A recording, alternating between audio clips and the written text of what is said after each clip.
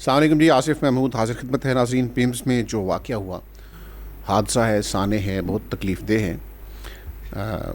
اس معاملے کو سمجھنے کی کوشش کریں گے اور دیکھیں گے کہ یہ گڈ گورننس کا جو خواب ہے یہ کب شرمندہ تعبیر ہوگا اس ملک میں، ہم دیکھ سکیں گے یا نہیں دیکھ سکیں گے۔ ایسا واقعہ کیوں ہوا، ہمارے اس ہسپتال کی کیا صورتحال ہے اور ہمارے باقی ہسپتال کس حال میں ہیں، یہ وہ چیزیں ہیں جو ہم آج کے پروگرام میں سمجھنے کی کوشش کریں گے۔ ہمارے ساتھ ڈاکٹر جاوید اکرم صاحب ہیں، آپ سابق ایگزیکٹو ڈائریکٹر ہیں پیمز کے۔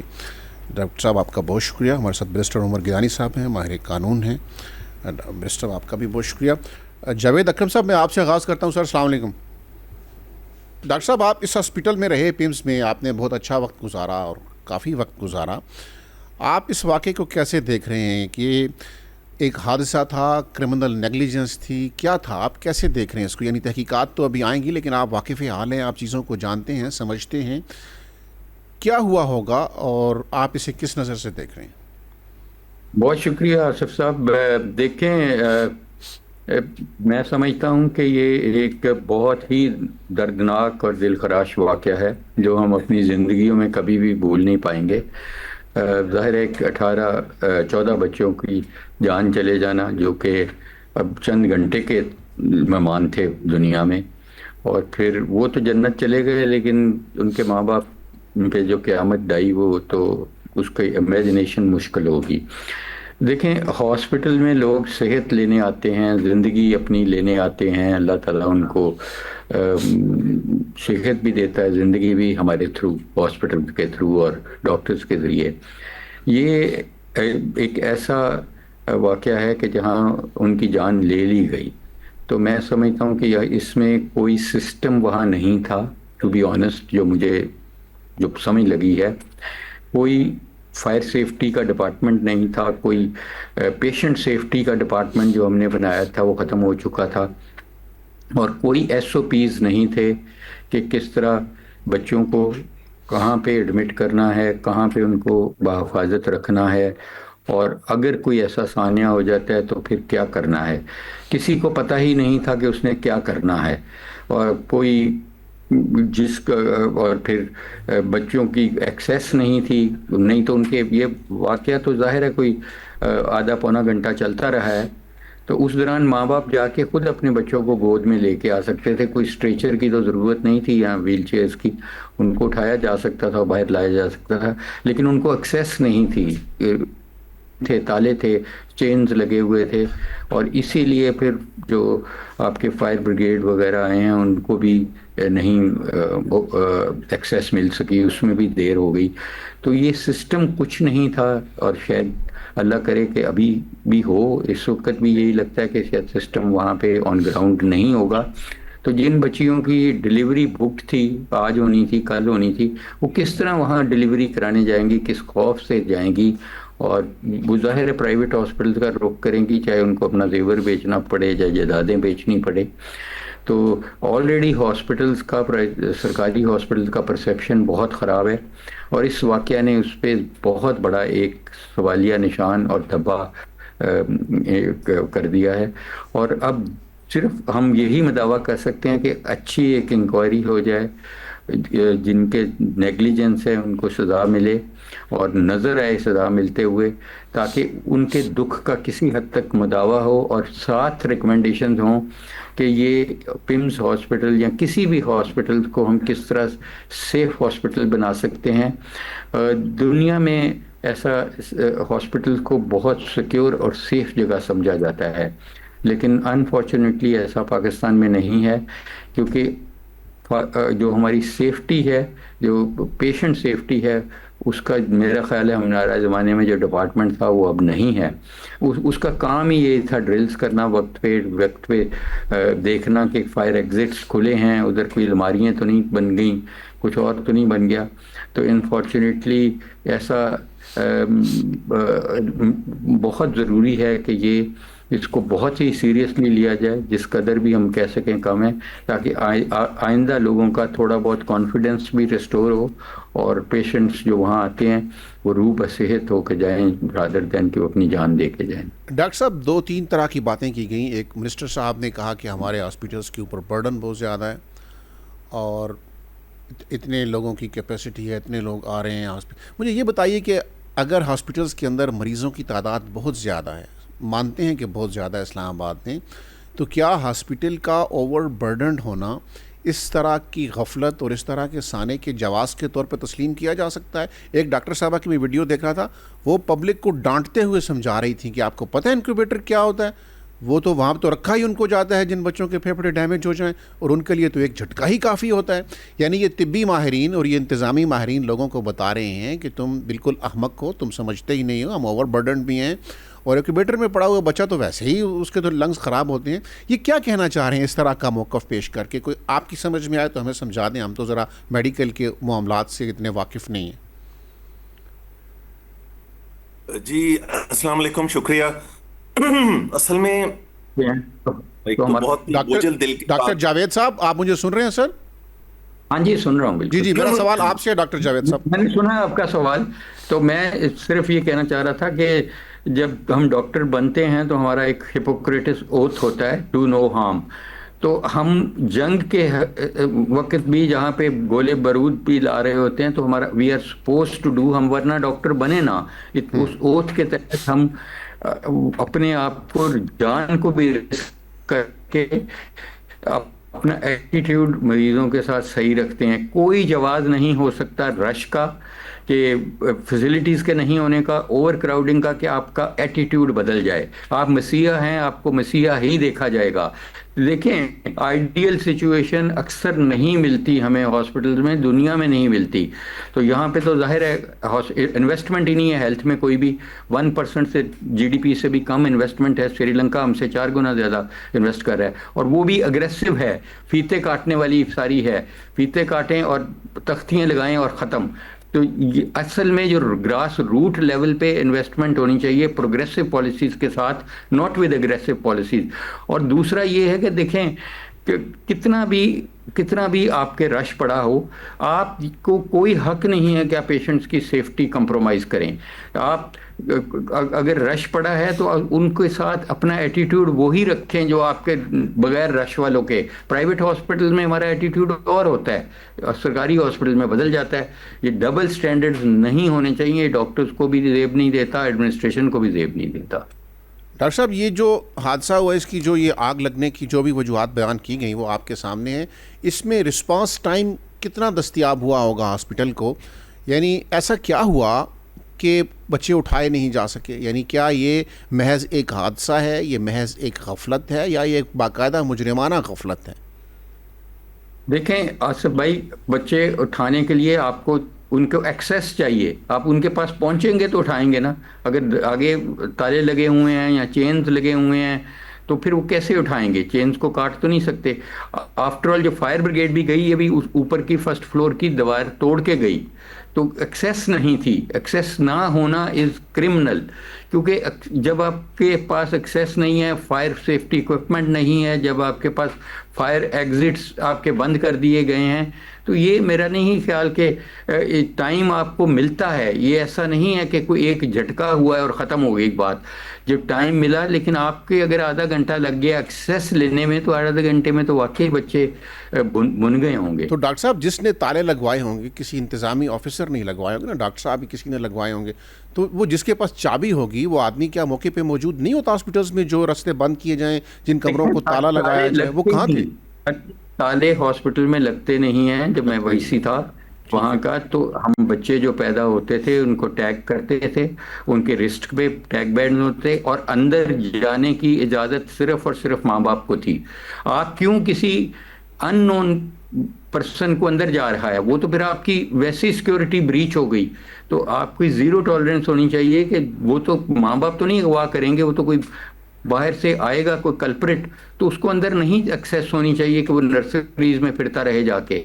آپ کو کنٹرول کرنا ہے وہیں پہ، ان کو انٹری پوائنٹ پہ، بجائے تالے آپ لگا دیں۔ اور تالوں کو تو پھر ایسے حادثات تو ظاہر ہے، ایک ہاسپٹل ایک ولنریبل جگہ ہے، وہاں آکسیجن ہے، باقی انفلیمیبل گیسز ہیں، وہاں کیمیکلز پڑے ہوئے ہیں، تو ظاہر ہے کہ وہاں ایکوپمنٹ ہے جس میں آگ میل فنکشن ہو سکتا ہے، آگ لگ سکتی ہے۔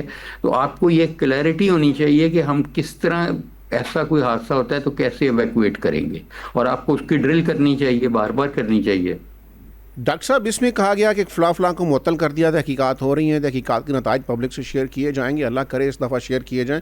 تاریخ تو نہیں ہے ہماری کہ ہم کسی تحقیقات کے نتائج کو پبلک سے شیئر کریں، عموماً چیزیں گول ہو جاتی ہیں، لیکن اللہ کرے اس دفعہ ہوں. یہ بتائیے کہ اس میں صرف سسپینشن کافی ہے یا اس حادثے میں کچھ گرفتاریاں بھی ہونی چاہیے تھیں؟ مطلب کچھ کا تو نہیں پتا کہ کون ذمہ دار ہے، لیکن کچھ ذمہ داری کا تو تعین فوری ایٹ دا اسپاٹ کیا جا سکتا تھا. دیکھیں بالکل آپ صحیح کہہ رہے ہیں کہ یہ کوئی انکوائری کوئی اس قسم کی نہیں ہے کہ وہ بہت زیادہ لمبی ہو. یہ فیکٹس آپ کے پاس ہیں اور آپ کو بھی پتہ ہے، مجھے بھی پتہ ہے، حالانکہ ہم لاہور بیٹھے ہیں ہمیں بھی پتہ ہے، فیکٹس آپ کے ذریعے ہی پتہ ہے.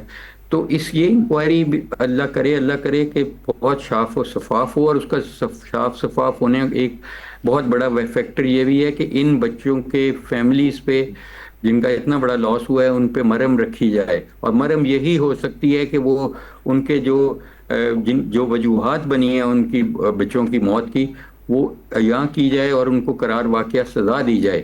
اور یہ انکوائری اللہ کرے کہ ان چیزوں کو سرفیس کرے وداؤٹ اینی انفلوئنس، اور پھر ان کو ایسی سزا دیں کہ تاکہ واقعی ڈیٹرنس ہو آئندہ. یہ نہیں کہ صرف ہم پوزیشن لینے کے لیے وہاں بیٹھ جائیں اور رسپانسبلٹی نہیں لیں. تو جب بھی آپ کو کوئی پوزیشن ملتی ہے اس کے ساتھ responsibility is extremely important. Doctor صاحب آپ کی رائے میں انویسٹیگیشن کو کتنا ٹائم درکار ہے؟ میں سمجھتا ہوں کہ یہ 48 آورز پرائم منسٹر صاحب نے دیے ہیں اور یہ کافی ٹائم ہے. یہ کوئی اتنی بڑی نہیں ہے. جو لانگ ٹرم ریکمنڈیشنز ہوں گی ان کو امپلیمنٹیشن میں ظاہر ہے 2 ہفتے کے قریب لگنے چاہیے. کہ فائر سیفٹی اکوپمنٹ مہیا ہونا چاہیے، فائر ڈرلز ہونی چاہیے، SOPs ہونے چاہیے، آپ کے ڈیش بورڈ ہونے چاہیے ہاسپٹلس کے، کہ سیکرٹری صاحب یا کوئی بھی منسٹر صاحب اپنے آفس سے دیکھ سکیں کہ فائر ڈرلز ہو رہی ہیں کہ نہیں، حاضریاں لگ رہی ہیں کہ نہیں، اور ان کی ویڈیو اپلوڈ ہونی چاہیے کہ یہ ڈرلز ہوئی ہیں. تو یہ کوئی راکٹ سائنس نہیں ہے، اتنی بڑی سمپل سی چیزیں ہیں، لیکن گورننس کا فیلئر ہوگا تو پھر چھوٹی چیزیں ہی بڑی بن جاتی ہیں. جی ٹھیک ہے ڈاکٹر صاحب، میں واپس آپ کی طرف آؤں گا. ڈاکٹر حسن عروج صاحب آپ کی طرف بڑھتے ہیں، سابق TG ہیلتھ ہیں ڈاکٹر حسن عروج صاحب. ڈاکٹر صاحب السلام علیکم. وعلیکم السلام. ڈاکٹر صاحب یہ ابھی تو بہت کچھ کہا جا رہا ہے کہ یہ چیزیں ہاسپٹلس کو فراہم کی جائیں گی، کی جانی چاہیے، حکومت کہہ رہی ہے، وزراء کہہ رہے ہیں، متعلقہ ماہرین کہہ رہے ہیں. یہ حادثے سے پہلے ہاسپٹلس کی طرف توجہ کیوں نہیں ہوتی؟ اور آپ کیا سمجھتے ہیں، آپ DG ہیلتھ رہے، یہ کوئی ایک ہاسپٹل ہمارا ایسا ہے جہاں ہم سمجھیں کہ یہ اس طرح کا اکوپمنٹ موجود ہے کہ ہم حادثے سے نمٹ سکتے ہیں؟ وسائل کی کمی ہے؟ اس کو سم اپ کرتے ہیں، سوال کو مختصر کرتا ہوں. وسائل کی کمی ہے یا انتظامی غفلت اور نااہلی ہے؟ ہمارے ہاسپٹلس کا اصل مسئلہ کیا ہے؟ جی شکریہ مدعو کرنے کا. بہت ہی ظاہر ہے کل بہت ہی بوجھل دل تھا اور بہت ہی افسردگی تھی. پاکستان کے لیے بھی ایک غمزدہ دن تھا اور ایک شیمفل دن بھی تھا ہمارے لیے، ٹو بی ویری آنیسٹ. اور یہ ایک مثال ہے ہمارے، جس طرح ایک دیگ میں سے ایک چاول نکال کے اس کا نمک چکھا جاتا ہے نا، تو یہ انسٹیٹیوشنل ہمیں مثال مل رہی ہے. اس میں 2-3 چیزیں کہنا چاہوں گا. کہ ایک تو ہم دائروں میں پھر رہے ہیں، بار بار ہم دائروں میں پھر رہے ہیں. 100 کمیٹیاں، 2000 انکوائریز، 1 لاکھ رپورٹس، اور سب ہشپ ہو جاتی ہیں. پمس کے 90% EDs پولیٹیکل اپوائنٹمنٹ ہوتی ہے، 90% ود ایکسیپشن آف 10%. اچھا ٹھیک ہے، پولیٹیکل اپوائنٹمنٹ ہو گئی، کوئی ایک پارٹی کا، کوئی دوسری پارٹی کا، لیکن بھائی وہاں بیہیو تو آپ صحیح طرح کریں. جب آپ کو ایگزیکٹو ڈائریکٹر ایک ہاسپٹل کا لگا دیا گیا ہے، اب ایگزیکٹو ڈائریکٹر کی اگر یہ مصروفیت ہوگی کہ شام کو اس نے جا کے پرائیویٹ پریکٹس کرنی ہے، اور اس نے ابھی پریزنٹ ایگزیکٹو ڈائریکٹر جو ہیں وہ اینستھیزیا کے ماہر ہیں، ان کے شام کو اگر انہوں نے پیسے کمانے ہیں تو ان کا کیا دل لگے گا ہسپتال میں، اور کیا وہ کنٹریبیوشن دیں گے؟ نہ آپ کے پاس پیسے کی کمی ہے، نہ آپ کے پاس SOPs کی کمی ہے، نہ آپ کے پاس ریفارمز کی کمی ہے، نہ آپ کے پاس پالیسی اینڈ پروسیجرز کی کمی ہے. آپ کے پاس جو کمی ہے وہ ول کی ہے. اور میرٹ کے بغیر آپ جب کوئی بندہ لگائیں گے اور آپ اس کو پروٹیکٹ کریں گے، اس سے پہلے کئی بلنڈرز ED صاحب کر چکے ہیں، ان کو پروٹیکٹ کیا گیا تو ظاہر ہے یہ ایک دھماکہ ہو گیا. ابھی اور بھی دھماکے ہوں گے. اور جس طرح کی انکوائریز میں مطلب سن رہا ہوں کہ جو کمیٹی میں ممبر ہیں، I can't be my own judge. میں اپنی انکوائری نہیں کر سکتا. کانفلکٹ آف انٹرسٹ کتنی امپورٹنٹ چیز ہے. وہاں کمیٹی کے ممبر جو ہیں وہ اسی میں سے لگائے گئے ہیں جن کے خلاف شکایتیں ہیں. اور یہ جو ہے نا سیکرٹری صاحب نے وہاں کیمپ لگا لیا, یہ سب آپٹکس ہے. سیکرٹری کا نہ رول ہے نہ ریسپانسبلٹی ہے. وہ 20 کلومیٹر دور بیٹھتا ہے پیمس سے. اس کا کیا رول ہے کہ اگر کوئی دھماکہ ہوتا ہے یا ایمبولینس کے ٹائر پنکچر ہے پیمس کی, یا ویسٹ مینجمنٹ صحیح نہیں ہے, یا انسینیٹر خراب ہے, سیکرٹری کا تو کوئی رول ہی نہیں ہے اس میں. ہاں, سب سے امپورٹنٹ سیکرٹری کا اور منسٹر کا رول ہے کہ اگر آپ نے غلط آدمی کو ایگزیکٹو ڈائریکٹر لگا دیے یا آپ نے لگا دیا اور وہ غلطیاں کر رہا ہے تو آپ اس کو ڈھانپ رہے ہیں. یو سی, یہ رول ہے, بالکل اس پہ پوچھا جا سکتا ہے. لیکن جو آپریشنل پرابلمز ہوئی ہیں وہاں, اور وہاں بجلی کے تاروں کو جو جڑ جانا, دھماکہ ہونا, آکسیجن کا سلنڈر وہاں کیا کر رہا تھا, تالے کیوں لگے ہوئے تھے. تالے لگانے کا مقصد ہمیں ایک سبق دیتا ہے کہ آپ کو اپنے انسٹیٹیوشن کی سیکیورٹی پہ اعتبار نہیں ہے, آپ کو اپنے گارڈز پہ اعتبار نہیں ہے, آیا پہ اعتبار نہیں ہے کہ لوگ بچے اٹھا کے لے جاتے ہیں تو آپ نے تالے لگا دیے. اور تالے آپ نے لگائے ایسے لگائے کہ اس کو کوئی کھولنے کے لیے نہیں آیا, اندر آگ ہے, شعلے ہیں, اور انسانی جانیں بھسم ہو گئیں. یہ آپریشنل پرابلمز ہیں. آپ کے پاس سب کچھ ہے but you don't have a will to implement, to enforce. C D A نے آج سے 6 مہینے پہلے 600 عمارتوں کی اسیسمنٹ کی تھی اسلام آباد میں.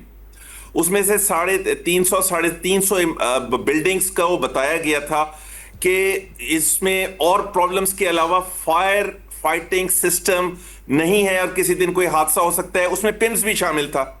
اور بار بار سی ڈی اے نے نوٹس دیا انہیں کہ نہ آپ کے پاس فائر ایکسٹنگوشرز ہیں, نہ پانی کے سپارکلنگ کا میتھڈ موجود ہے, نہ آپ کی ڈرلز ہیں, نہ آپ کی ٹیم بنی ہوئی ہے, رسپانس آپ کی ہے نہیں. کیوں نہیں کیا گیا یہ پوچھا جائے, نمبر 1. دوسرا, اسلام آباد ہیلتھ ریگولیٹری اتھارٹی ہے, سارے ایس او پیز بنے ہوئے ہیں. 2018 کا ایکٹ ہے اسلام آباد IHRA کا, اس میں ایک گورننس کا چیپٹر ہے. گورننس کے چیپٹر میں MSDS material safety data sheet کا ہے, اور اسینشل کمپوننٹس میں آتا ہے فائر سیفٹی. انہوں نے بھی یہ پن پوائنٹ کیا تھا کہ آپ کے فائر سیفٹی کا سسٹم ٹھیک نہیں ہے, اور کافی مسائل جو ہیں پمس میں, اس سے بھی کوئی نہیں. کیونکہ آدمی جب کانفیڈنٹ ہے کہ مجھے بچانے والے بیٹھے ہوئے ہیں تو یہی سب کچھ ہوگا اور ہوتا رہے گا. ٹھیک ہے, تو آئی ایم سوری, یہ آپ کے پاس فنڈز کی بھی مجھے بتائیے. 22 ارب روپے ایک زمانے میں بلوچستان کا بجٹ ہوا کرتا تھا. 3 سال کا 22 ارب کا بجٹ ہے پیمس کا. 22 ارب. کوئی باہر کے آدمی کو میں نے بتایا, انگلینڈ امریکہ میں میرے کزنز ڈاکٹر تھے, انہوں نے فون کو انہوں نے سر پکڑ لیا کہ آپ ڈاکٹر صاحب صحیح کہہ رہے ہیں. 22 ارب. ڈاکٹر صاحب کتنا بجٹ ہے پیمس کا؟ 22 ارب 3 سال کے لیے مختص ہوا تھا. 22 ارب. جی. اور جو رپورٹڈ بجٹ ہے 22 ارب ہے, اور 7 ارب ریلیز ہوا تھا ایک سال کے لیے. میں آگے بڑھتا ہوں. مجھے آپ بتائیے کہ بیرسٹر عمر گیلانی صاحب کی اجازت سے میں سر آپ کی طرف بڑھنے سے پہلے ڈاکٹر جاوید اکرم صاحب, یہ 3 سال کا 22 ارب یہ فگر ٹھیک ہے سر؟ جی بالکل ٹھیک ہے, ایسا ہی ہے. 22 ارب روپے. لیکن بجٹس دیکھیں, یہ جو بجٹس ہیں, میں عرض کرتا ہوں, جو اچھے ہاسپٹلز ہیں دنیا کے وہ آٹونومس ہاسپٹلز ہیں, وہ اپنے ڈیسیژنز خود کرتے ہیں. نہ کوئی سیکرٹری صاحب کرتے ہیں, نہ کوئی منسٹر صاحب. کوئی پولیٹیشنز یا جو سیکرٹری صاحب ہیں وہ بہت اچھے بیوروکریٹ ہوں گے, بہت اچھے پولیٹیشنز ہوں گے, لیکن they are not technical people. تو اس کو جب یونیورسٹی کا درجہ دیا گیا تھا اور آٹونومس بنایا گیا تھا, اور مجھے وائس چانسلر, پہلا فاؤنڈنگ وائس چانسلر لگایا گیا تھا, اور اس وقت 4 سال یہ میں نے اسی طرح ہی چلایا تھا کہ ہماری سنڈیکیٹ, جس میں پھر ٹیکنیکل لوگ ہیں, ہائیلی کوالیفائڈ لوگ ہوتے ہیں, تو اس کے بعد لوگ یہ چاہتے تھے کہ جی وہ گورنمنٹ کے دماد بن کے رہیں کہ ان کو کوئی پوچھ نہ سکے، ان کو سزا نہ دے سکے، تو ہڑتالیں شروع ہو گئیں، لیکن میں نے ریزسٹ کی، میں نے اپنے دور میں ہونے نہیں دیا تھا اس کو علیحدہ پیمز کو یونیورسٹی سے۔ اب یونیورسٹی بالکل ریڈنڈنٹ ہو گئی ہے، بالکل چھوٹی سی جگہ پہ وہ چلی گئی ہے، اور اس کے بعد مریض ان کو دیکھنے نہیں مل رہے۔ تو یہ جو ڈیٹیریشن کی ایک وجہ یہ بھی ہے کہ دیکھیں، ایک آپ کے پاس ادارہ ہے، یونیورسٹی ایک اثاثہ ہوتا ہے، اس اثاثے کو آپ نے ختم کر دیا۔ 4 سال تو میں لڑتا رہا، اسٹینڈنگ کمیٹیز میں ڈیفینڈ کرتا رہا، لیکن اس کے بعد اس کو فوری طور پہ سیپریٹ کر دیا گیا، اور یونیورسٹی پھر اس کا یہ حال ہے، بالکل ٹھیک ہو گیا۔ یونیورسٹی کے جو ان کے پی جی اسٹوڈنٹس ہیں وہ بھی یونیورسٹی کے اندر نہیں رہے، وہ بھی اب ہاسپٹل والے اپنی مرضی سے پی جی ٹریننگ کراتے ہیں۔ جی بالکل ٹھیک ہے۔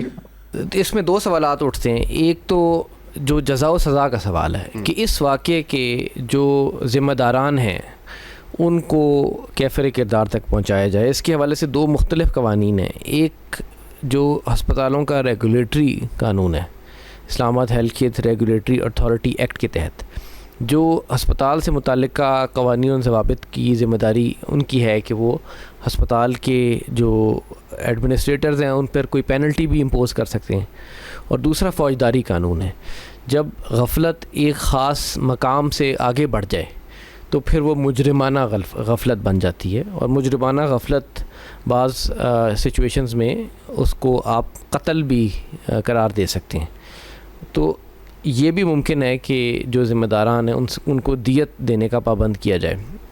تو قانون اپنی جگہ موجود ہیں اور ان پر سختی سے عمل ہونا چاہیے، لیکن میں ایک گزارش کرنا چاہتا ہوں کہ اس واقعے کو صرف جو موجودہ واقعہ ہے اس کو علیحدہ کر کے نہ دیکھا جائے، بلکہ ہسپتالوں کی جو گورننس ہے اس کا ایک لارجر سوال ہے۔ اور یہ جو واقعہ ہے یہ اکیلا نہیں ہے، اس طرح کے اور بھی واقعات اسلام آباد کے ہسپتالوں میں ہو رہے ہیں، اور ہمیں یہ سوچنا چاہیے کہ یہ جو اتنا زیادہ مرکزیت والا نظام ہم نے بنا دیا ہے، جہاں وفاقی حکومت کا ایک سیکٹری ان تمام ہسپتالوں کا انچارج ہے، وہ وفاقی حکومت جس نے ایران اور امریکہ کے درمیان صلح بھی کرانی ہے، جس نے ملک کے بلکہ دنیا کے بڑے مسائل میں سے نبرد آزما ہونا ہے، وہی ذمہ دار ہے کہ اسلام آباد کے ہسپتالوں کا انتظام و انصرام بھی صحیح ہو۔ تو یہ بنیادی مسئلہ ہے ہمارے گورننس سٹرکچر میں کہ اسلام آباد کے تمام حکومت بھی کوئی نہیں، اسلام آباد کے تمام جو ہسپتال، سکول، سڑکیں، نالیاں، ان کی صفائی، ان کی ستھرائی، ان کا انتظام و انصرام ہم نے ان لوگوں کے ہاتھ میں دے دیا ہے جو نہ اسلام آباد کے ہیں اور جن کے ذمے ویسے بھی ہم نے 10,000 کام اور لگائے ہوئے ہیں۔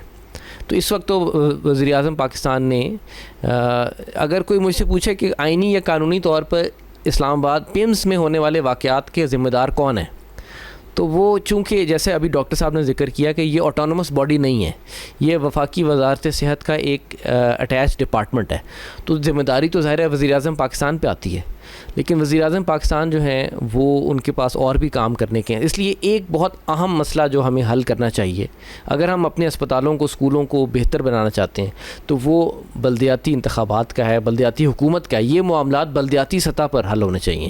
اگر ہم بلدیاتی سطح پر سیاسی قیادت کو یہ ذمہ داریاں نہیں دیں گے تو پھر کسی بھی شخص پر ذمہ داری عائد نہیں کی جا سکے گی، اور نتیجہ وہی ہوگا جو ہمارے سامنے۔ جیسے صوبائی سیکٹری ہیلتھ کو آپ دیکھ لیں یا صوبائی وزیر صحت کو آپ دیکھ لیں، اس کے لیے ممکن ہی نہیں کہ وہ پورے صوبے کے تمام اسپتالوں کے اوپر نظر رکھ سکے۔ جیسے آپ نے کہا کہ لوکل گورنمنٹ ہونی چاہیے اور بااختیار ہونی چاہیے، تو اس کو پتہ ہو کہ میرے شہر میں اسپتالوں کی صورتحال کیا ہے، لیکن یہ جو اپوائنٹمنٹ سیاسی ہوتی ہیں ان کا کیا کریں گے؟ یہ دیکھیں، یہ تو ابھی ڈاکٹر صاحب نے یہ پوائنٹ اٹھایا نا کہ سیاسی اپوائنٹمنٹس نے ڈاکٹر صاحب آپ کے ہر ادارے کو تباہ کر دیا۔ جو ایک آدھ ادارہ بچا ہے وہ اسی لیے بچا ہے کہ وہاں سیاسی اپوائنٹمنٹس نہیں ہوتی اور سیاسی سفارشات نہیں چلتی۔ پھر آپ آتے ہیں تو بھی سسپینڈ ہو گیا، تو بھی سسپینڈ ہو گیا، پہلے پرچیوں پہ اپوائنٹمنٹس، پہلے سیاسی سرپرستی، ابھی ہر ادارے کا یہی حال ہے۔ ڈاکٹر صاحب کہہ رہے ہیں تو یقیناً یہاں بھی شاید یہی ہو۔ ضروری نہیں کہ اس حادثے کے پیچھے یہ بات ہو، لیکن سیاسی اپوائنٹمنٹس ایک حقیقت تو ہے، سیاسی اثر و رسوخ ایک حقیقت تو ہے۔ جی آپ مجھ سے رشید پوچھ رہے صاحب ہیں؟ میرا آپ سے سوال ہے. جی بالکل. دیکھیں یعنی 3 سطحوں پر، ایک تو کسی ہاسپٹل ایڈمنسٹریٹر سے غفلت ہوئی، کسی نے وہاں زنجیریں لگانے کا فیصلہ کیا ایک بے اعتباری کے ماحول میں، تو اس کے بھی احتساب ہونا چاہیے. لیکن کسی نے ایک ایسا ماحول بنایا جہاں پر سیاسی اپوائنٹمنٹس ہو رہی ہیں، سیاسی جو میری جو اطلاعات ہیں اس کے مطابق اس وقت موجودہ ایگزیکٹو ڈائریکٹر ہیں، ان کی جو تعیناتی تھی وہ 2023 میں اس وقت ہوئی جب وہ اس تعیناتی کے اہل نہیں تھے، اسی لیے ان کو ایکٹنگ چارج دیا گیا، لک آفٹر چارج. پھر وہ 1.5 سال جب اس جاب پر ایک طرح سے ٹریننگ لیتے رہے تو اس کے بعد کسی حد تک ان کی قوائف پورے ہوئے تو پھر ان کو مکمل چارج دیا گیا. تو اس قسم کی بے قاعدگیاں ہیں جو ریکارڈ پر موجود ہیں اور اس کی تفتیش ہو رہی ہے. بچے تھے وہاں تالا لگا دیا گیا باہر سے، وہاں تک لوگوں کی رسائی ممکن نہیں تھی. جس کے پاس چابی تھی وہ غائب تھا، وہ شاید کہیں اور جاب کر رہا ہو. سرکاری اداروں میں تو جاب کرنا تو ان کو موت پڑتی ہے نا، وہ شاید کہیں اور جاب کر رہا ہوگا. تو اس پہ قانون کیا کہتا ہے؟ یہ محض نیگلیجنس ہے، یہ کرمنل نیگلیجنس ہے بلا شبہ. اور یعنی جس انداز میں یہ واقعہ ہوا ہے، انکوائری بھی جاری ہے اور ہم امید کرتے ہیں کہ اس کی رپورٹ بھی منظر عام پہ آئے گی. لیکن بادی نظر میں تو جس منتظم نے ایک ایسا ماحول بنایا جہاں پر بچے، جہاں پہ انتہائی سینسٹیو انکیوبیٹرز میں اس کمرے کو تالے لگا دیے گئے اور وہ تالے بر وقت کھولے نہیں جا سکے، تو یہ تو ایک ایسی غفلت ہے جس کی جو صرف یعنی یہ تو مجرمانہ اور کرمنل کام ہے. اور اس پہ کسی نہ کسی شخص کو تو اس پہ الزام آنا چاہیے، اس کو سزا بھگتنی چاہیے. اور ساتھ ہی ساتھ ہمیں یہ بھی سوچنا چاہیے کہ ہمیں اپنے اس انتظامی ڈھانچے کو ریفارم کرنا ہے. یہ اس طرح سے مزید نہیں چل سکتا. ٹھیک ہے. ڈاکٹر حسن درود صاحب یہ بتائیے کہ سرکاری تعلیمی اداروں کا حال بھی آپ کے سامنے ہے اور سرکاری اسپتالوں کا حال بھی آپ کے سامنے ہے، جبکہ سرکاری ریاستی بجٹ سے بہت خطیر رقم یہاں پہ خرچ ہو رہی ہے. لیکن جس کے پاس 4 پیسے ہیں، جو تھوڑا سا آسودہ حال ہے، وہ نہ اپنے بچوں کو سرکاری اداروں میں بھیجتا ہے، تعلیمی اداروں میں، اور وہ نہ ہی اپنے پیشنٹ کو لے کے سرکاری اسپتال میں جاتا ہے. تو پھر ان کی افادیت کیا ہے؟ کیا پھر یہ کیے جائے، جیسے آپ نے سفارشی اپوائنٹمنٹس کی بات بھی کی، کہ ان اداروں کو ختم کر دیں، پھر آپ سارا سیکٹر ہی پرائیویٹائز کر دیں، جو مرتا ہے وہ پھر مرے اور جس کے پاس پیسے ہیں وہ پھر اپنا علاج کروا لیں. جی یہ بڑا اہم ایک ڈیلیما ہے آج کل. سرکاری تعلیمی ادارے بھی اور سرکار بھی، لیکن چلیں تعلیمی اداروں سے پہ میں ابھی کمنٹ نہیں کرتا، لیکن سرکاری اسپتال کو لے لیجئے. سرکار سے اسپتال نہیں چلایا جا رہا. یہ یو کے میں، امریکہ میں ہیلتھ کیئر پرائیویٹائز ہو چکی ہے. آپ ادھر پرائیویٹائز نہ کریں، آپ ویلفیئر سٹیٹ تو اس وقت اپنے آپ کو قرار دیں نا جب آپ کے پاس اتنے ٹیکسز ہوں، جمع ہوں کہ آپ ہسپتالوں میں. لیکن اس کا بجٹ آپ کو سن کے خود حیرانگی ہوئی تھی کہ 22 ارب اس کا بجٹ ہے، تو اس کا مطلب کہ پیسے کی کمی نہیں ہے. لیکن سرکاری اداروں میں جو رویہ ہے وہ تبدیل نہیں ہو رہا، وہ کرمنل نیگلیجنس تک جاتا ہے. اس کا ایک حل ہے، اور حل یہ ہے کہ پبلک پرائیویٹ پارٹنرشپ کی جائے، جس میں یہ ہوئی ہے، یہ تجربے ہوئے ہیں پاکستان میں، پنجاب میں، اور بڑے کامیاب گئے ہیں. ابھی انڈس ہاسپٹل کو بھی 1-2 انسٹیٹیوشنز دینے کو کہا گیا ہے. پبلک پرائیویٹ پارٹنرشپ میں جو پرائیویٹ پارٹی ہوتی ہے وہ انشور کرتی ہے پھر کہ یہ انڈیکیٹرز میٹ ہوں، ورنہ ان کو بجٹ نہیں ملتا. یہاں ٹوٹل جب سرکار کا انسٹیٹیوٹ ہوگا تو آپ ان کا بجٹ روک نہیں سکتے ہیں. لیکن جب پرائیویٹ پارٹی ساتھ آ جائے گی اور ان کو اپنے ہدف پورے کرنے ہوں گے، اور جب آپ مل کے چلیں گے تو اس وقت ان کا بجٹ اگلے سال اس وقت ملے گا. ڈاکٹر صاحب جو ہمارے ہاں شفافیت کا عالم ہے، یہ خطرہ بھی تو ہو سکتا ہے کہ پرائیویٹ پارٹی کچھ بھی نہ کرے اور اس کو سب کچھ ملتا رہے. یا ہم نے دیکھا کہ ہسپتالوں کو مفت یا بہت معمولی رقم پہ خیراتی سمجھ کے زمینیں الاٹ کی گئیں سر، کہ آپ ہسپتال بنائیے اور آپ غریبوں کو یہاں پہ ٹریٹ کریں گے، اور وہاں سے شفا کے علاوہ سب کچھ ملتا ہے. دیکھیے آپ کو شفا انٹرنیشنل کی بھی ایک مثال ہے. کوڑیوں کے مول انہیں دیا گیا، اور ادھر ایک آدمی جاتا ہے، اس کے پلاٹ بک جاتے ہیں غریب آدمی کے، اگر آئی سی یو میں اس کی ماں یا باپ داخل ہو جائیں. تو آپ کو سرکاری ہسپتال کی اگر آپ نے, لیکن آپ کو یہ سٹیٹسٹکس اٹھا کے دیکھیے کہ سرکاری ہسپتالوں میں جتنے حادثات ہوتے ہیں اس کا عشر اشیر بھی پرائیویٹ ہاسپٹلز میں نہیں ہوتا. آخرکار کیا وجہ ہے؟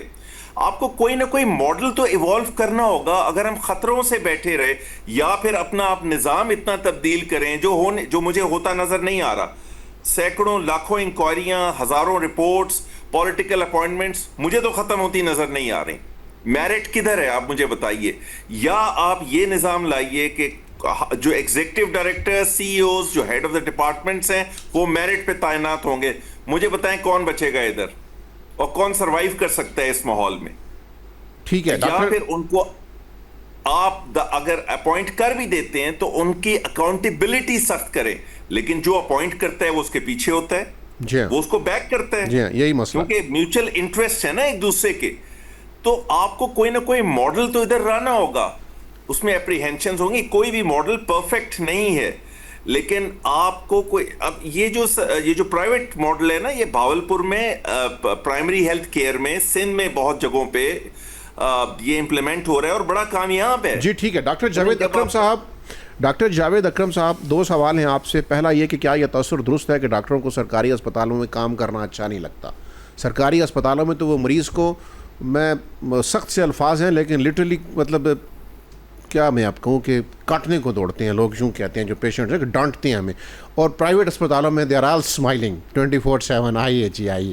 دوسرا یہ کہ یہ جو آپ نے پرائیویٹ ڈاکٹر بنانے شروع کر دیے ہیں سر, آپ کا صاحبزادہ میرٹ پہ پورا نہیں اترتا لیکن آپ کے باپ کی تجوری میں مال بہت سارا ہے, تو لگائیے 1.5 کروڑ روپیہ اور اسے ڈاکٹر بنائیے.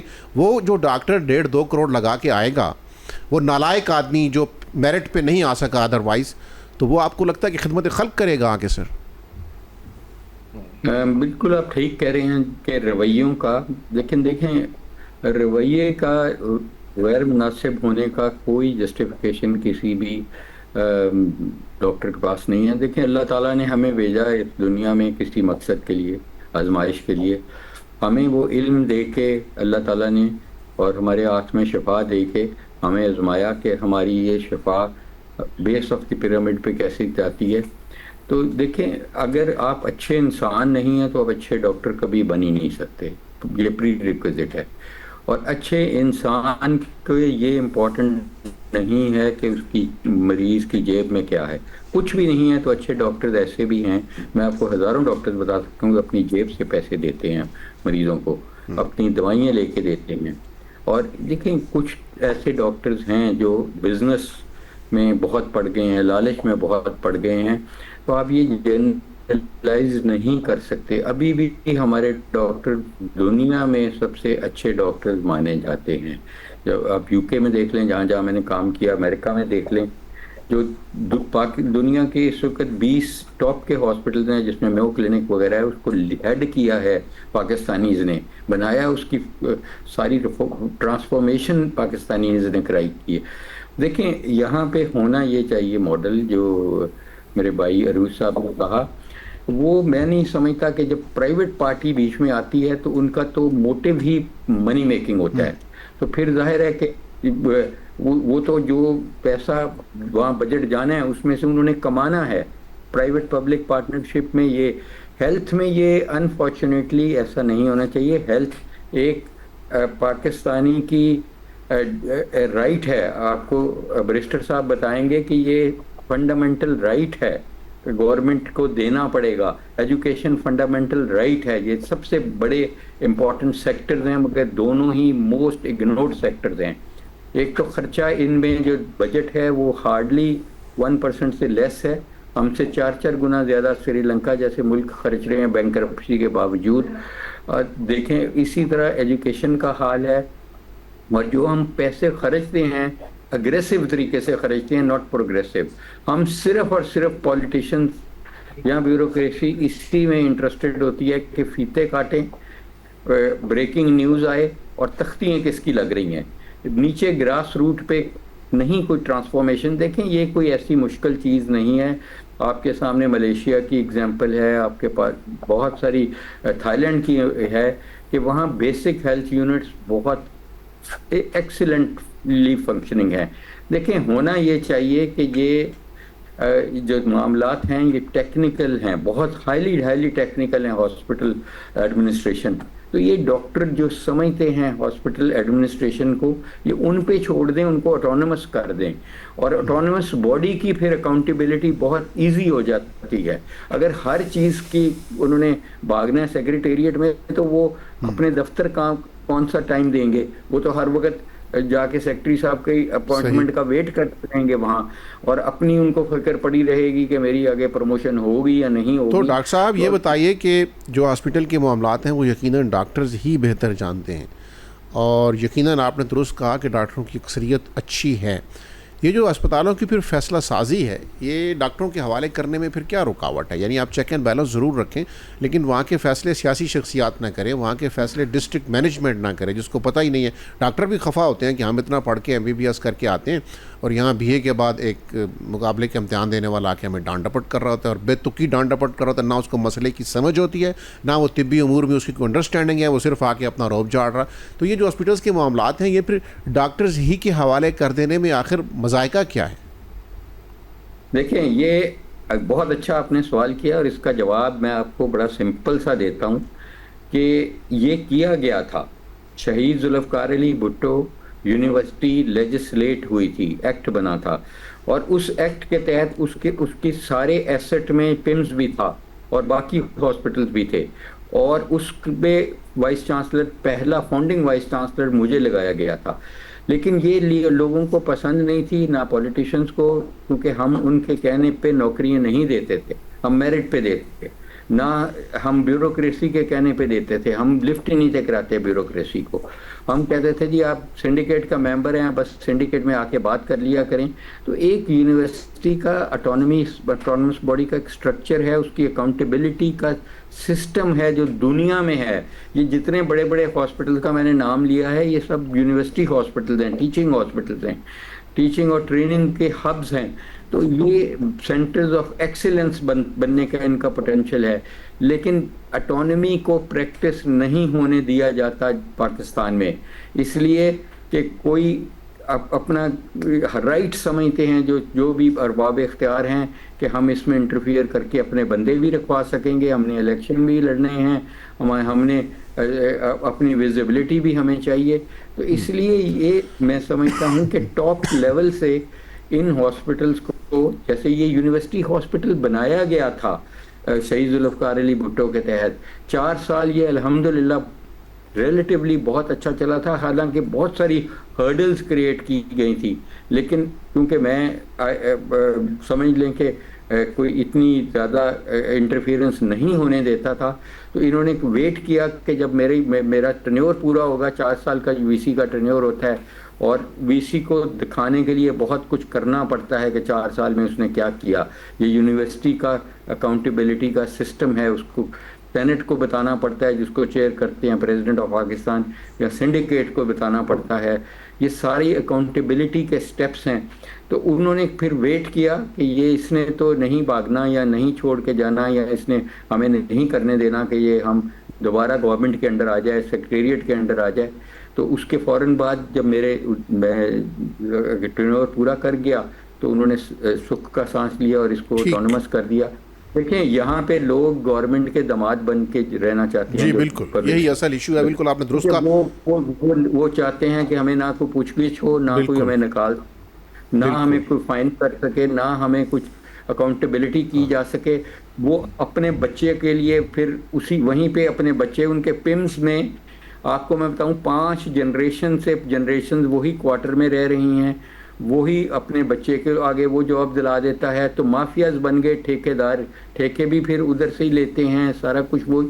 تو ان کو توڑنے کے لیے دیکھیں، جب تک آپ ان کو صحیح معنوں میں اٹونومس نہیں کریں گے، بیسٹ پاسبل لوگ نہیں لگائیں گے جو دنیا میں گورننس کر چکے ہیں ہاسپٹلز کی، ان کو ہنٹ کر کے لائیں اور ان کو پھر پورا اختیار دیں،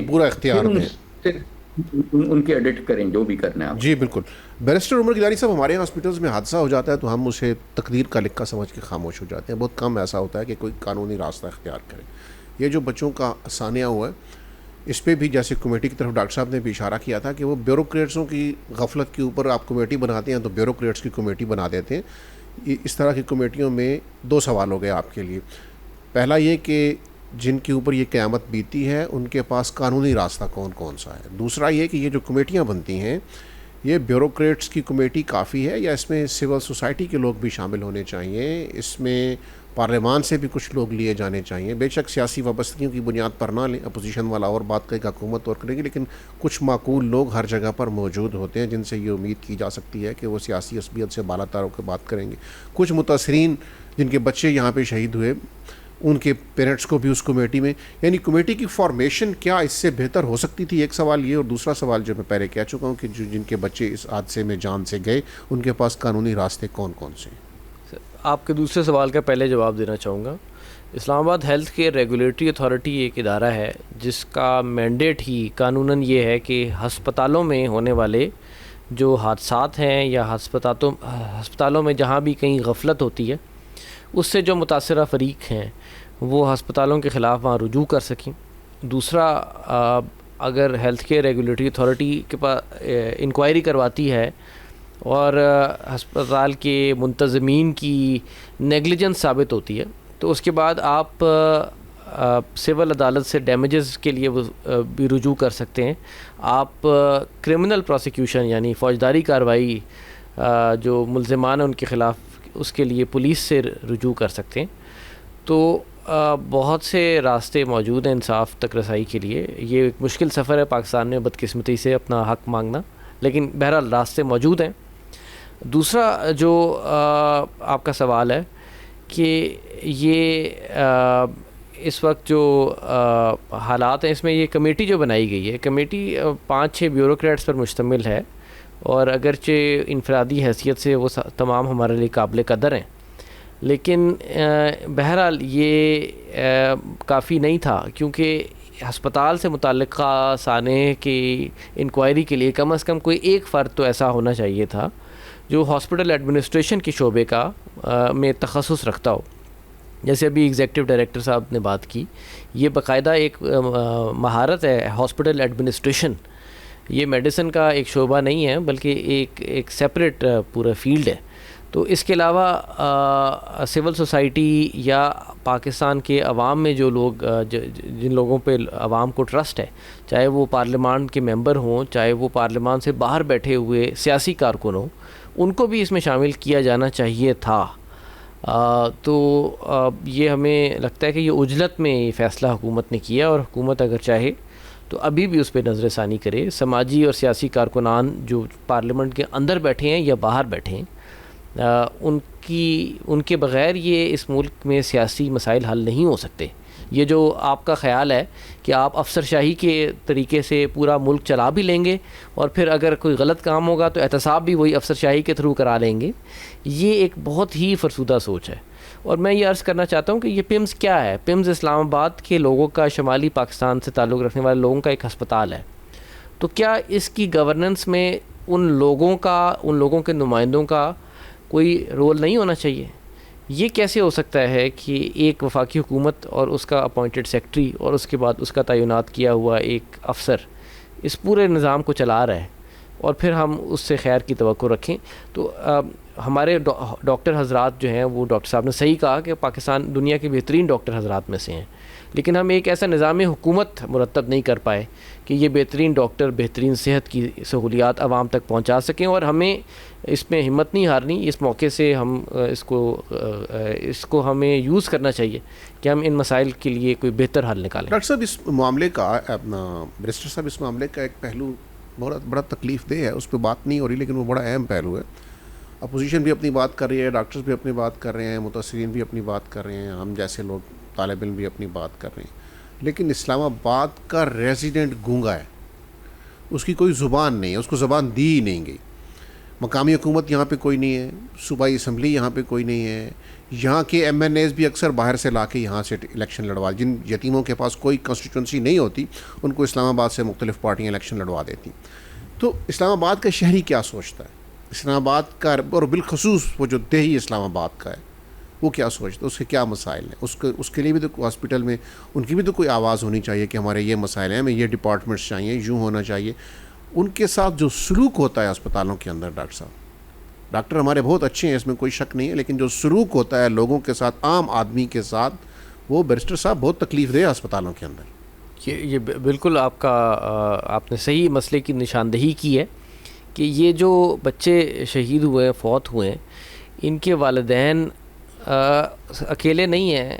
اس طرح سے اسلام آباد کے پاکستان کے دارالخلافہ میں بسنے والے 20 لاکھ سے زائد لوگ، ان کی کوئی ہمارے اس نظام میں ان کی آواز اٹھانے والا نہیں ہے. کوئی ہماری اسمبلی نہیں ہے جو ڈسٹرکٹ اسمبلی ہو، ہمارا کوئی میئر نہیں ہے. ہمارے ٹوٹل 2 نمائندگان ہیں جو پاکستان کی پارلیمنٹ میں بیٹھتے ہیں، اور ان کا بنیادی کام تو پاکستان کے جو قومی مسائل ہیں، ملکی سطح کے مسائل، ان کو حل کرنا ہے. لیکن جو ہمارے روزمرہ کے مسائل ہیں اسلام آباد کے شہریوں کی، ان کو اجاگر کرنے کے لیے ہمارے نظام میں ایک بہت بڑا خلا ہے. حالانکہ آئین تو یہ کہتا ہے کہ ہماری بلدیاتی حکومت ہونی چاہیے، لیکن پچھلے 4 سال سے ہمارے ہاں بلدیاتی انتخابات نہیں ہوئے، کوئی بلدیاتی اسمبلی منتخب نہیں ہوئی. پاکستان کا واحد شہر ہے جس کے پاس کوئی صوبائی اسمبلی کا ووٹ دینے کا حق نہیں ہے. جی بالکل، ہمارے پاس نہ بلدیاتی نمائندگان ہیں نہ صوبائی. بلدیاتی تو ویسے نہیں ہے نا، آپ کے پاس رائٹ تو ہے، کبھی بن بھی جاتے ہیں، لیکن صوبائی کا تو آپ کے پاس کسی نے آپ کو حق ہی نہیں دیا. ایک بیوروکریٹ کو وزیر اعلیٰ کے اختیارات دے کے بٹھا دیا گیا. یہ جو واقعہ ہوا ہے اس وقت ملک میں، جو ایک بہت بڑی بحث چل رہی ہے کہ مرکزیت کو ختم کیا جائے، تمام اختیارات کو، اور نئے صوبوں کی بات ہو رہی ہے، بلدیاتی انتخابات کی بات ہو رہی ہے. یہ واقعہ اصل میں ایک سمپٹم ہے، ایک اس اصل مرض کا ایک جو ہے اثر ہے. اور ہمیں اس بات پہ سوچنا چاہیے کہ یہ ہم اپنے نئے اس ملک میں ایک نیا اور بہتر انتظامی نظام لے کے آئیں. ٹھیک. ڈاکٹر حسن عروج صاحب، کیا آپ اس بات سے متفق ہیں کہ اختیارات کی نیچے تک منتقلی ہو، ڈی سینٹرلائز کیا جائے تو اسپتالوں کی حالت بہتر ہو سکتی ہے؟ میں اس سے پہلے آپ کے سوال کا جواب دینے سے پہلے بیرسٹر صاحب کی 2 چیزوں کی تائید کروں گا. میری جو اسپیشلائزیشن ہے وہ انگلینڈ سے ہے، اور جو میں نے آپ کو پبلک پرائیویٹ پارٹنرشپ کا ماڈل دیا ہے ادھر کامیاب کیا ہے. ٹھیک ہے، وہ ہم سے کافی ایڈوانسڈ ہیں، سلجھے ہوئے ہیں، عدالتی سسٹم اچھا ہے، اور عدالت کو میں جڑ کہتا ہوں کسی بھی سسٹم کے ٹھیک کرنے کی. ڈاکٹر صاحب آپ کے پاس یقیناً کہنے کو بہت کچھ ہوگا، لیکن انفارچونیٹلی وقت کم ہے. اگر آپ میرے سوال پہ آ جائیں. میں آپ کو بتا رہا ہوں بس پوائنٹ پہ آ رہا ہوں میں. وہاں ایڈمنسٹریشن میں کبھی کوئی میڈیکل ڈاکٹر نہیں ہوتا، وہ اسپیشلسٹ ہوتا ہے، نمبر 1. نمبر 2، وہاں جو بورڈ ہوتا ہے وہاں عوامی نمائندے ہوتے ہیں. تو اب جو ڈی سینٹرلائز سسٹم ہے، یقیناً وہاں اگر عوامی نمائندہ بیٹھا ہوگا اور اس کی سے ہوگی اور وہ زیادہ تعداد میں ہوگا. کینیڈا میں جب میں فیلوشپ کر رہا تھا تو وہاں بورڈ کے 10 افراد میں سے 5 لوکل عوامی ریپرزنٹیٹیوز تھے. تو دس میکس دا ڈفرنس. یہی ڈی سینٹرلائز سسٹم کی آپ بات کر رہے ہیں نا، تو اسی کی میں تائید کر رہا ہوں کہ یہ بہت امپورٹنٹ ہے. اور ڈی سینٹرلائز سسٹم، اور جب تک آپ کے بلدیاتی سسٹم کو اسٹرانگ نہیں کیا جائے گا، یہ سینٹر سے چیزیں نہیں چل سکتی. آپ منسٹر کو الزام لگائیں، آپ فیڈرل سیکرٹری ہیلتھ کو لگائیں، یہ نیچے کے لیول کا کام ہے. اور اسی کی غلطی کی وجہ سے انفورسمنٹ کس نے کرنی ہے مجھے بتائیے. انفورسمنٹ تو بالکل گراس روٹ لیول پہ ہوتی ہے نا، وہ تو لا بناتا ہے منسٹر یا سینیٹر، وہ تو دے آر لا میکنگ. تو اسی کی ذمہ داری ہے اور اسی کو ہی پکڑا جاتا ہے بعد میں.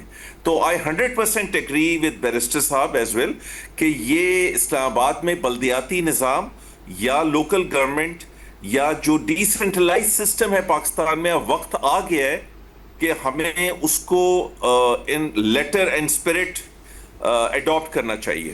ڈاکٹر صاحب بہت شکریہ. بیرسٹر صاحب، یہ جو ڈی سینٹرلائزیشن کی بات ہو رہی ہے اس کا نتیجہ پھر یہ نکلتا ہے کہ بلدیاتی الیکشنز تو ہو جاتے ہیں، لیکن اس میں وہ ایک شک رکھ لیتے ہیں کہ جی کوئی غیر منتخب صاحب کو بھی ہم میئر بنا سکتے ہیں. اور پھر اسلام آباد کا میئر وہ بنتا ہے جو اپنے محلے میں سے ووٹ لینے کی حیثیت نہیں رکھتا. چونکہ وہ حکمرانوں کا منظور نظر ہوتا ہے کسی بھی وجہ سے، تو وہ میئر بن جاتا ہے. اب یہی بنا نا ہمارا میئر بنا نا، پیچھے وہ میئر کسی حلقہ انتخاب سے جیت کر نہیں آیا تھا. تو یہ مسائل تو ہیں نا پھر.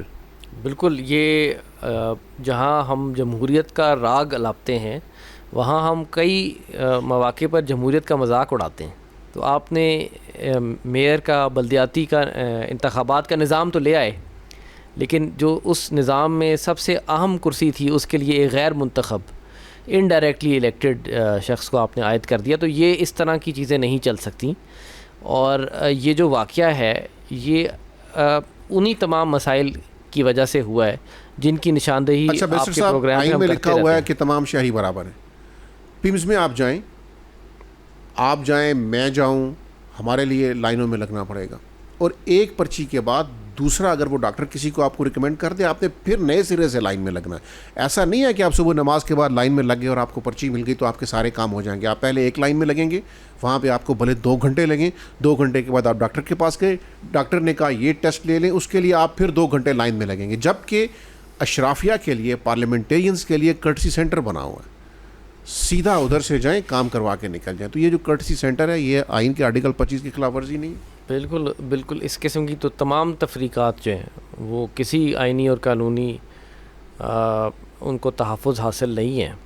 اور پمز تو ایک اس وقت سرکاری ادارے کی حیثیت سے چل رہا ہے, تو اس میں تو اس قسم کے معاملات کو بالکل بھی نہیں ہونا چاہیے. بہت شکریہ بیرسٹر صاحب آپ کا, ڈاکٹر جاوید اکرم صاحب آپ کا بہت شکریہ, ڈاکٹر حسن عروج صاحب تھینک یو سر.